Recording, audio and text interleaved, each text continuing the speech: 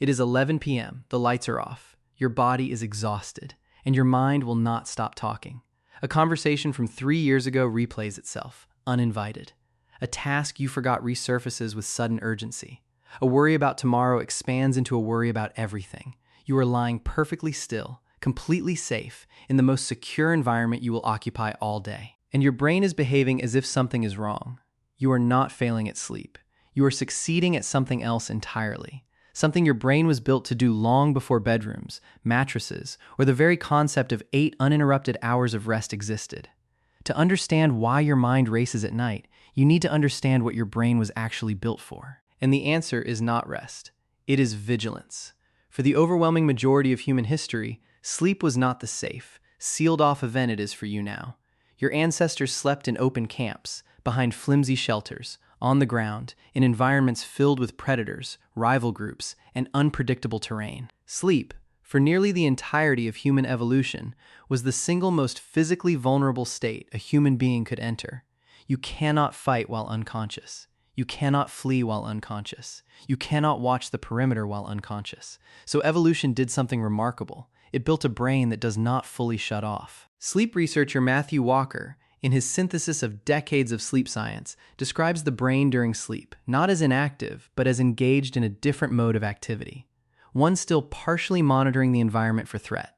Even today, this ancient vigilance system survives. It is called the first night effect. Researchers have found that when people sleep in an unfamiliar environment, one hemisphere of the brain stays measurably more alert than the other, scanning for danger, even while the rest of the brain sleeps. Your brain, even now, treats unfamiliar darkness as something to monitor, not just rest in. But vigilance against predators is only part of the story. The other part is what happens in the specific window right before sleep, the window where your racing thoughts live. Here's what neuroscience has discovered about that window. As your body powers down for sleep, a very specific shift happens in brain activity. Your prefrontal cortex, the region responsible for rational thought, impulse control, and the conscious narrative of "I am in control right now," begins to quiet down. Meanwhile, deeper, older structures, including the amygdala and the default mode network, become relatively more active. This matters enormously. The prefrontal cortex is what normally suppresses intrusive thoughts during the day. It is the part of you that says, "Not now," to a worry, that redirects your attention, that keeps your focus locked on the task in front of you. As you drift towards sleep, that suppression system goes offline first. The emotional and associative parts of your brain do not. Neuroscientist Robert Stickgold at Harvard has spent decades studying what the brain does during the transition into sleep and during sleep itself. His research, along with collaborators, identified something called the dream lag effect and the broader process of memory consolidation. Your brain, during the descent into sleep and through the night, actively works to process the emotional residue of your day, sorting memories, tagging them with emotional weight, searching for unresolved threads. You are not malfunctioning when your mind races at bedtime. You are watching memory consolidation happen in real time, without the usual daytime filter to keep it quiet. This explains something almost everyone has experienced: the unfinished task that suddenly feels urgent the moment your head hits the pillow. There is actual psychological research behind this. It is called the Zeigarnik effect, named after Soviet psychologist Bluma Zeigarnik, who in the 1920s discovered that people remember uncompleted or interrupted tasks far more vividly than completed ones. Your brain treats an unfinished task as an open loop, and open loops generate a kind of low-grade alarm that persists until closure. During the day, you have endless distractions competing for attention, which keeps these open loops quiet.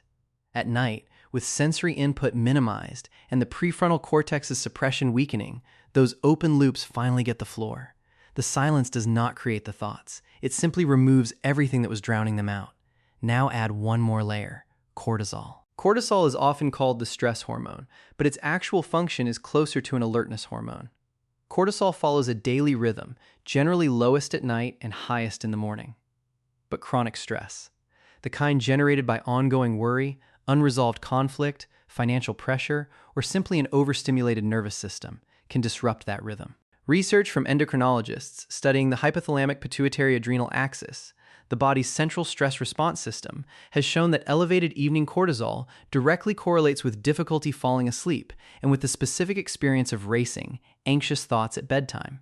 Your body, In other words, maybe flooding your bedtime brain with the exact chemical signal that says, "Stay alert, do not power down, something requires attention," even when nothing actually does. This is where the ancestral mismatch becomes painfully clear.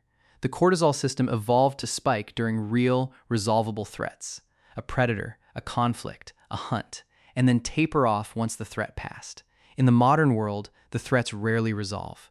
The email is never fully answered. The conflict is never fully settled. The financial pressure does not disappear by morning, so the cortisol stays elevated in your bedtime brain, already primed by quieting prefrontal control and active memory consolidation, receives a chemical message telling it that now, of all times, is not safe to fully let go. There is one more piece, and it might be the most important one: your phone. The blue-enriched light from screens suppresses melatonin production, the hormone responsible for signaling to your body that night has arrived. Researchers at Harvard Medical School found that blue light exposure in the hours before bed can delay melatonin release by upwards of 3 hours, depending on intensity and duration of exposure. But the disruption is not just chemical. It is also psychological. Scrolling before bed means feeding your brain a continuous stream of unresolved open loops. News stories without conclusions, conversations without closure, comparisons without context. At exactly the moment your prefrontal filter is shutting down and your associative mind is taking over. You are, quite literally, loading your brain with unfinished business right before asking it to rest. So what do you actually do with all of this? Understanding the mechanism changes how you can work with it. Sleep researchers consistently point to a few interventions grounded in this exact science. Writing down unfinished tasks before bed.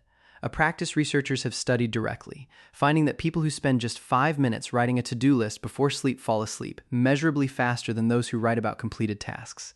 This works precisely because it closes the open loop. The Zeigarnik effect is neutralized, not by finishing the task, but by externalizing it, telling your brain, in effect, this is captured, you do not need to hold it. Reducing screen exposure in the final hour before bed protects the natural melatonin rhythm your body is trying to follow. And building in transition time, a period where the prefrontal cortex can wind down gradually rather than being abruptly switched off, reduces the jarring handoff from suppressed thoughts to fully active ones.